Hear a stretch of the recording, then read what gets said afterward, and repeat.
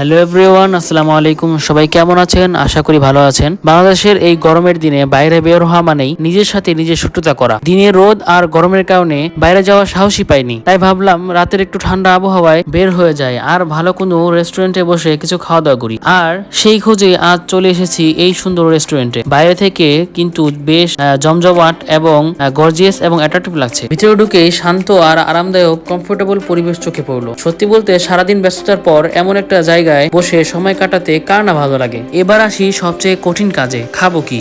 Menu খুলে দেখি এত আইটেম যে মাথায় ঘুরে গেল। কিছুক্ষণ চিন্তা ভাবনা করে অবশেষে অর্ডার দিয়ে দিলাম। অর্ডার করার পর খাবারের অপেক্ষার সময় চোখে পড়লো এই সুন্দর অ্যাকোয়ারিয়াম। ছোট ছোট মাছগুলো নিজেদের মতো ঘুরে বেড়াচ্ছে আর আমি বসে খাবারের অপেক্ষা করছি।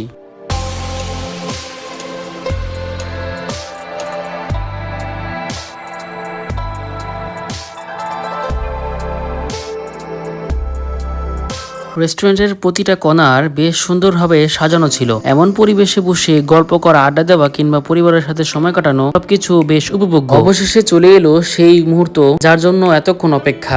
এত লোভনীয় লাগছে যে ছবি তোলার আগেই খেয়ে ফেলতে ইচ্ছা করছে। তো আর অপেক্ষা কেন, শুরু করে দিলাম খাওয়া।